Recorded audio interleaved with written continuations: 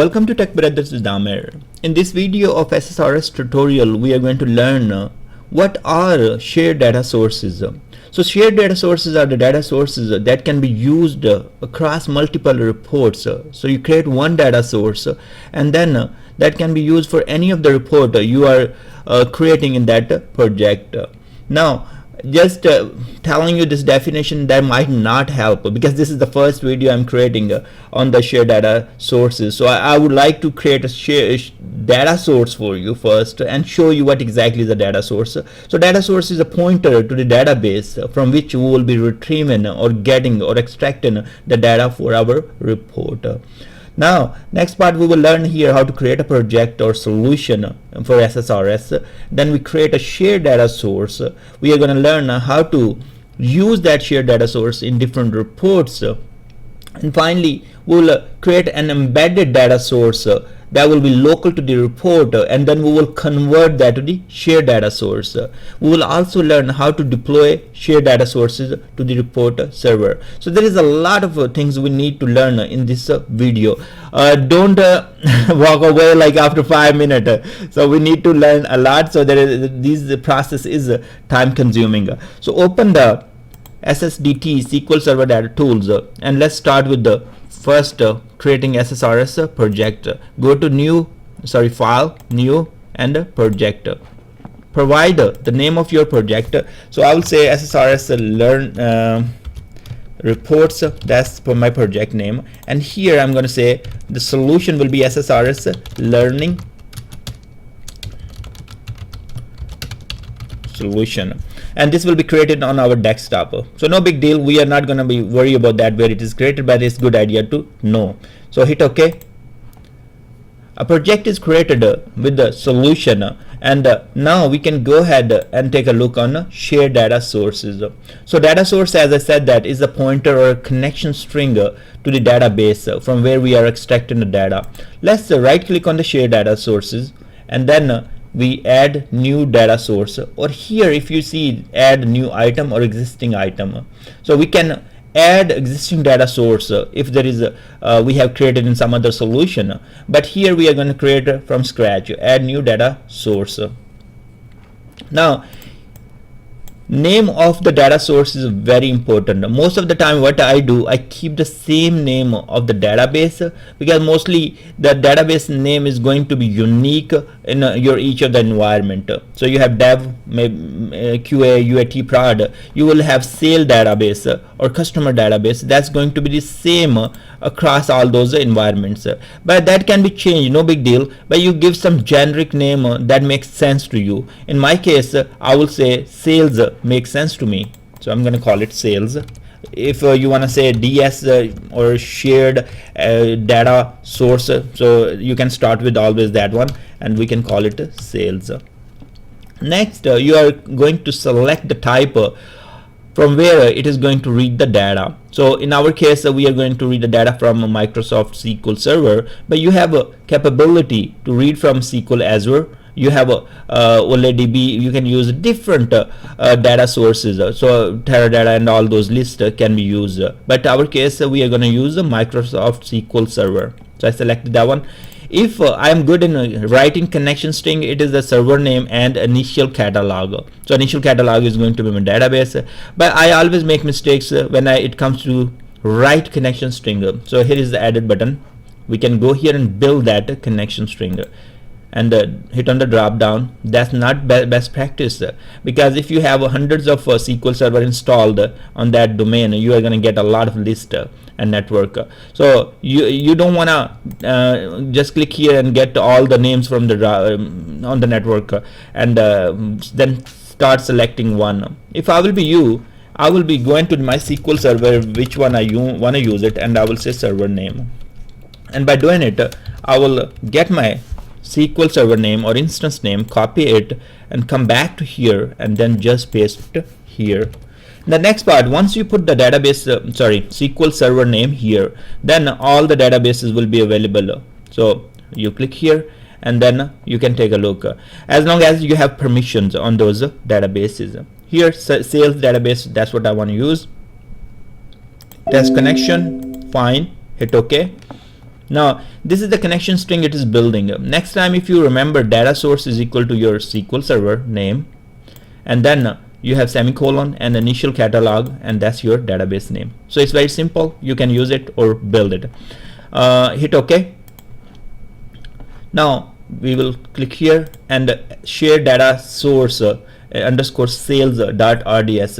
So the extension of this shared data source is RDS, report data source. Now we are all good. We can go ahead and create a report and use this data source. As we know that it is shared, so it can be used across multiple reports. So we are going to go and create a new report. This will use the wizard. We can go here and create a new item, and this will create us an empty report. We can use the wizard, or we can use just a simple report here. Let me go ahead and create basic report from here. So I add a report, and I'm going to call this one customer report. Actual creating reports from basics and all those kind of videos are going to be the part of this one, but as we have to demonstrate shared data source, and this is very important concept, so I can't really walk away just by creating it. So I have to show you the details. So customer is our first report. Once you create the customer report, here are some report data fields we are going to have it, and we have to, let me cancel this out. Okay, so let me make this one small, and now close this part. Here in the report data, we see that built-in fields and parameter images and all that, and we have another data source tab here. So what we are going to do, we are going to create a connection or a pointer from here, from this report, to the shared data source. So that's what we will be using. This is not going to create a new data source. This will be just a name in the report. So add data source. It's not saying create a new data source, it's saying add. So we are adding a data source, and we say we want to add a shared data source. So use shared data source reference. So it is pointing to that shared data source. So if we will be using embedded, then we'll have to create the new one, but we are referencing to the existing shared data source. Hit OK, and name of this one is data source 1, and the shared data source name is SDS underscore sales. This data source 1 doesn't really mean anything. It is just a pointer. So at the time of creation, when you are creating it, you could have just rename it properly. So I'm going to delete this one, and I will go ahead and say okay, this one is I will say reference ref. Let's say if I want to just say reference ref, but I don't have to say it, I can just say sales. And now we are going to use this one. Hit OK. Next part is now we have the pointer to the shared data source, and the shared data source is pointing to the SQL Server database, and here data set is the way to write the query and use these data sources. So now we say add data set, and I'm going to say use data set embedded in my report. I'm not I will come back and tell you what is shared data set. So we are writing this query, and for our report, that's what we are going to use here, and we are going to embed that. This will not be used in any other report, in other words. So data sources reference sales. Reference sales is eventually pointing to the SDS sales shared data source. So now here we can write a query. I have select asterisk from a DBO customer. That's one of the table. Writing asterisk is not a great thing here, but I just want to save time here, so we go ahead and do it. Now it is bringing us ID, name, and address. So right click here, insert a table, and then drag those columns here. So this is creating our first report. Now we are good, and we can preview the report by clicking preview. I will come back and explain every part in very detail. So this is just I want to show you the shared data source part. So it is loading the report. The report is created. Fine. It's a very simple report. Now let's go back and create a new report. Right click on the reports and say add new item, and here we are adding a new report. This is what we are going to call this one employee or employee, whatever you call it. Add Now once you have that one, here see in each of the report you have to create the reference to the shared data source, or you create your own embedded local data source. But as we are pointing to the same database that has our customer table, so let me show you customer table, and then we have the employee table here as well. So why we create another data source? We don't need to. That's why we created shared data source, so we can use the same data source when we need to connect to this sales database. So let's create a reference or a pointer, and here we are going to call it I can call this reference sale SDS underscore sales, and tell him okay, I want to use the shared one. Fine, okay. Now in the data set, remember it's a query that we use to build our fields. So I'm going to call this one select asterisk from DBO employee. We are all good here. We had made the reference to the shared data source, so this will be using the same shared data source what our customer report is using. Hit OK. You can name this data set. So I will say DS, and I will say get employee. Fine.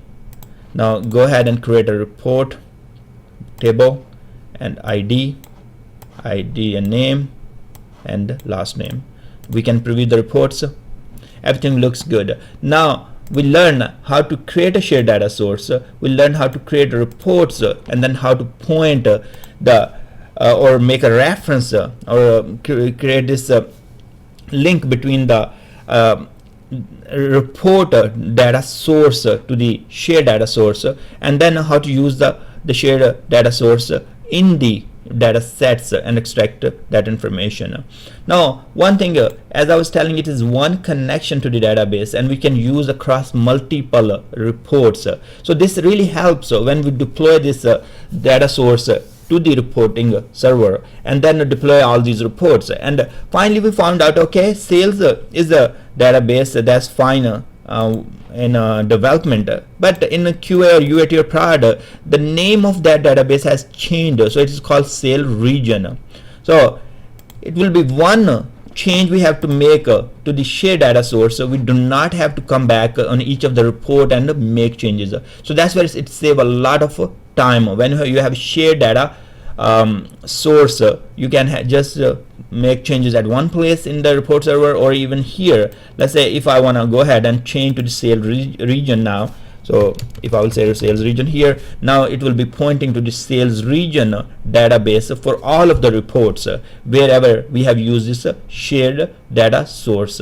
Now let me go ahead and deploy this, and this way you will learn how to deploy the reports, but you will not have permission to deploy the reports the way I'm doing here to the prod, QA and UAT. You will creating reports and providing in the TFS or some other versioning control software, and create a ticket for your DBA. But here let's say you have your local, or you have a development server where you have the permission to deploy the reports, and you can create your reports and deploy it, test it, and that's good. Then once you are done, you have to provide these reports to the DBAs, and they will deploy to the other environments. To deploy the reports, click on the SSRS reports, go to properties, and here we have to provide the information where exactly we want to deploy the reports. So it's a target server URL.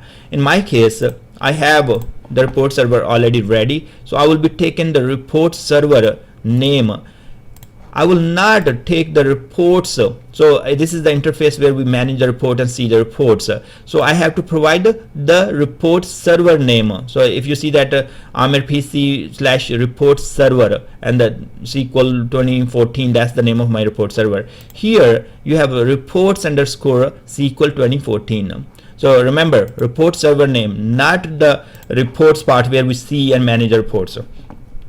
Now go back to the window here and just paste what we copied. Next, it is asking okay, where exactly you want to deploy those data sources. So it is telling us a data sources folder. Fine. And then next we have okay, target report folders. So where you want to put these files, report files. So I will say on the sales folder. And next, report parts, we are not considering anything here, we are good. And the last one is saying, okay, you are using a SQL Server 2008 R2 or later. So this is how it is. I'm using SQL Server 2014, and if you are using 16, no big difference, you will be still doing the same thing. And even in old version, still it is pretty much the same information. You have to provide the data sources, your report server name, and other folder where you want to deploy the reports. So now go ahead and apply and hit OK. We might have some issues with the permissions. We are going to figure that out. So go ahead and deploy.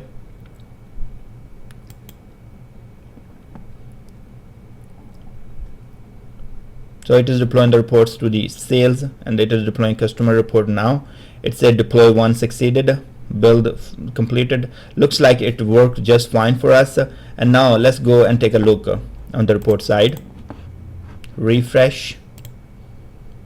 So now it created those data sources folder and sales folder as part of the deployment.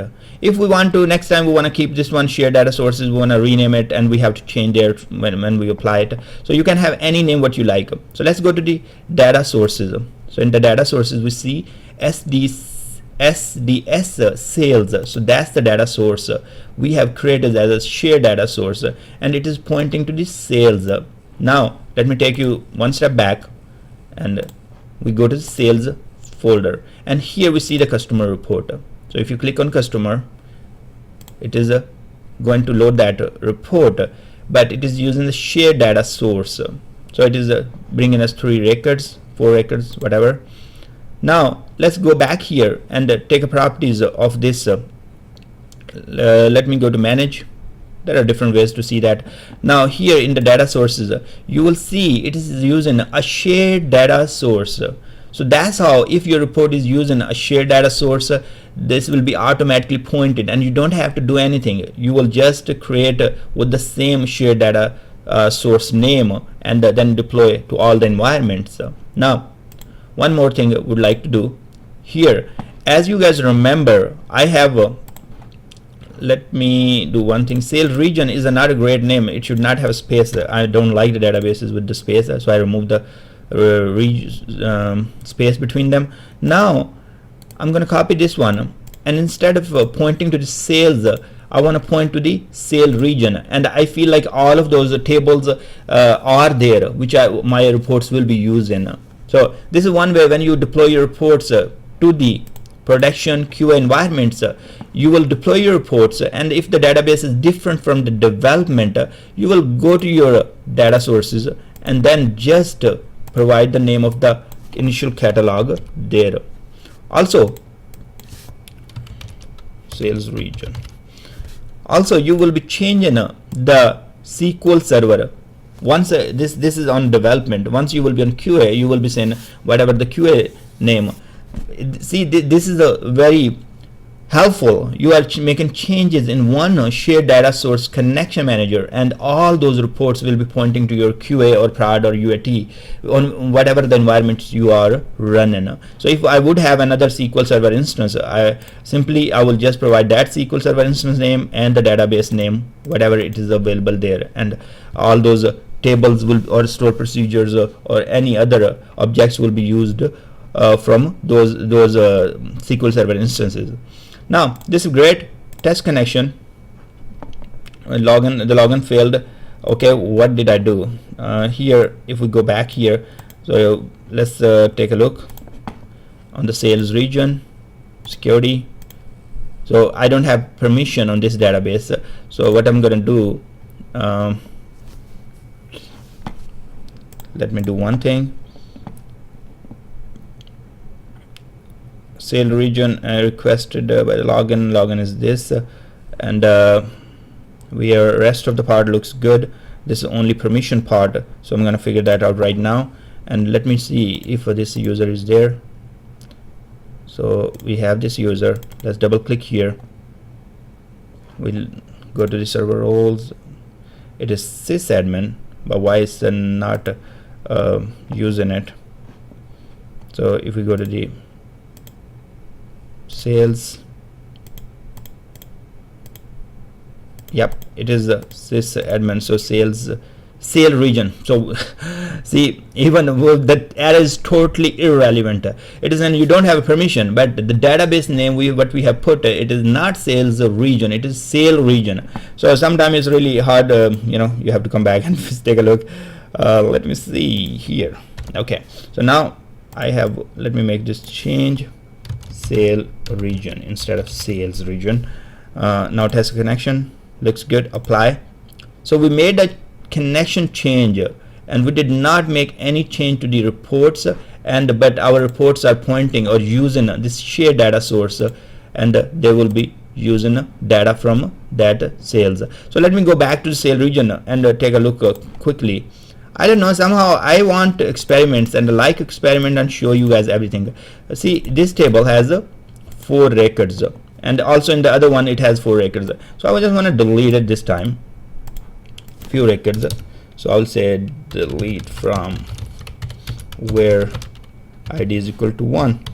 Now by doing this one, what happened? We have only 2 records, so that makes sure we are, if I run the customer now, it is returning us 2 records, right? But the only thing I have to change, if I want to go back and change it in the data sources, if I want to go back to the sales or different server name, so I just have to change the connection string here, and that's the way to make those changes. So go to home. Now if I run my report with customer, it should return me 4 records because sales database has 4 records. So you learn how to use the shared data sources. If you are pointing to the same database, you need only one shared data source, and that can be used across multiple reports, hundreds of reports, whatever you have. And the only best part is when you will deploy these reports to the SQL report server, you will be making changes at one data source. You don't have to go each of the report and open it and make change and tell them, okay, I'm connecting to sales or sales region, or I'm connecting to the QA server, dev server, or prod server. So always use a shared data source. It's helpful and it's very easy in the deployment. So I hope you learn a lot of good stuff from here. All those things what I was doing, creating reports, or one thing we have missed here, how to create embedded data source and convert to the shared data source. Let me go back quickly and show you there. It's not a big deal. So you go to the any report wherever you want to go, and then create a new data source and say embed data source. Let's say I will say sale region. Now we will be providing SQL Server name here. This part we are creating embedded data source, and then we are going to convert to the shared. So sales region, hit OK, and that's it. Now you are having a sales region data source. But if you see here, there is no on this one there is arrow because it's referencing to the shared data source, but this one is a solid cylinder. You don't see arrow on top of that. It means it is embedded. It is only available in your report. So if you want to make this one as a shared, you notice that okay, first you start using for one of the report, but later you found out okay, I have to use this one for other reports as well. So why not to make this one shared? So you will just click here and convert to the shared data source. So now if it will appear here as well. So it is a shared data source from now on. For next report, when you create it or you start using these reports, you can use this sales region as a shared data source. So this is quite easy how to build or create embedded and then convert to the shared data sources. Thanks very much for watching this video, and I will see you guys in the next video.